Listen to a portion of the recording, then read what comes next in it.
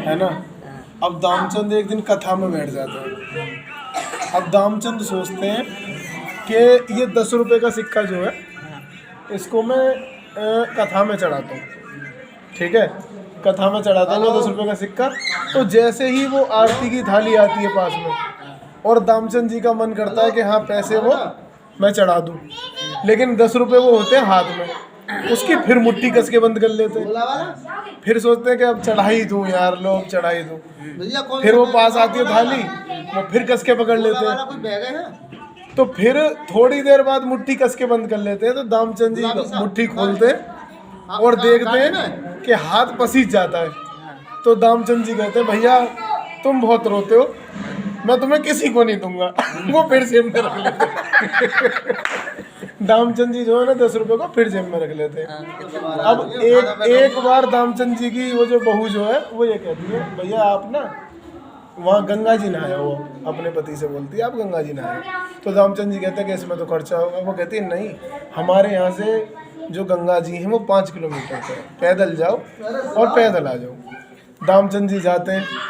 अब भैया जो वैसे नहाने वालों का वो घाट होता है वहाँ नहाते नहीं है, वो नहाते हैं मुर्दा घाट पे।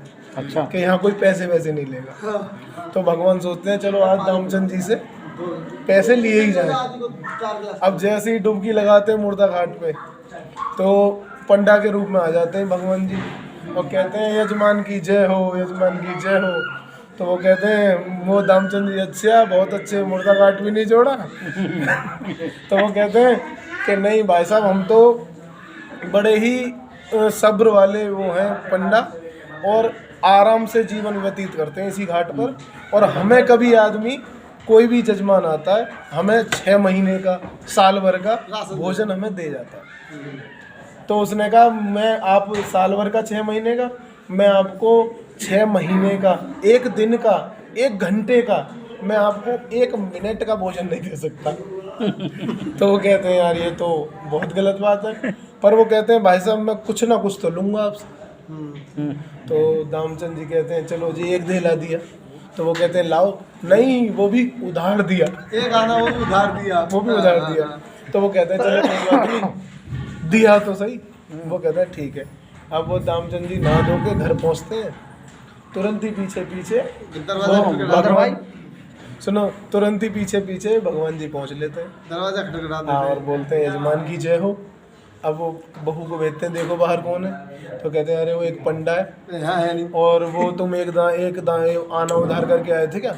कि हाँ मैंने बोला तो था देने को। कि अच्छा तुम उनसे बोलो कि उनकी तबीयत खराब है।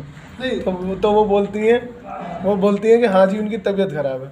तो कहते हैं अरे तबीयत खराब है, जब तक यजमान ठीक नहीं होंगे तब तक तो हम जाएंगे नहीं। तुम ऐसा करो हमारा बिस्तर लगा दो और आज रात हम यहीं रुकेंगे। तो वो कहते हैं वो तो ऐसे ऐसे बोल रहे हैं कि अच्छा तुम उनसे कह दो कि तबीयत ज़्यादा ख़राब थी वो ख़त्म हो गई।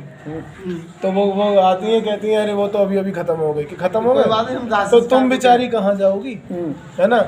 अब मैं पूरे गांव में कह देता हूँ और तुम हमारा अब तो 13 दिन का बंदोबस्त यहीं कर दो, क्योंकि 13वीं से पहले हम जाएंगे नहीं। क्योंकि यजमान को ऐसे छोड़ना ठीक नहीं है। वो बहुत आवाज़ मारती हैं। अब वो पूरे गांव में हल्ला मचा जाते हैं कि दामचंद जी खत्म हो गए, दामचंद जी खत्म हो गए। अर्थी तैयार हो। अब दामचंद जी बड़े कैड़े, सांस रोक के पड़े हुए।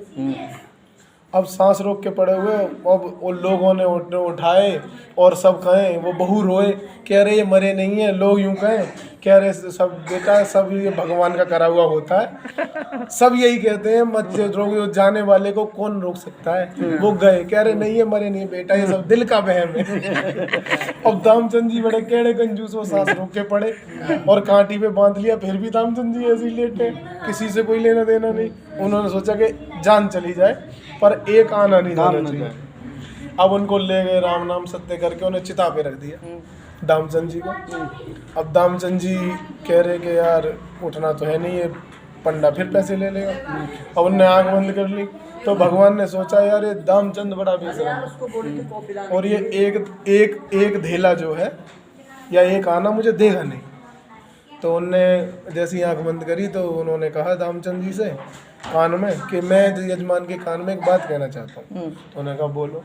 कि आया हूँ बैकुंठ से तुमसे नाता जोड़। अब उनने सोचा दामचंद ने कि भैया ये तो ईश्वर है। अब जैसे ही मुंह खोला, आंख खोली, तो वो पंडा फिर मुंह पे मुंह धरे, फिर आंख बंद कर ली दामचंद ने कि यार ये तो अभी गया नहीं, ढीला लेके ही मानेगा। तो उनने कहा कि आया हूँ बैकुंठ से तुमसे नाता जोड़। तो उनने कहा यार ये इस भगवान है पक्का। तो उनने कहा कि हाँ मैं भगवान ही हूँ, तू मांग क्या मांग रहा है? कि आया हूँ बैकुंठ से तुमसे नाता जोड़। तो वो कहते हैं भैया तू धेला दिए छोड़। तो जब वो भगवान जी कहते हैं भगवान जी पीछे छोड़ दे, जा तू बाकी में बेहाय और तेरा जा धेला छोड़ ही दिया, तो दामचंद हम तुझसे हारे, अब दुनिया तो हमसे हारती है। और भैया तो दामचंद बोलते हैं कि भैया हमसे कौन पैसे ले सकता है। ये दामचंद की कहानी थी, जस्ट समाप्त।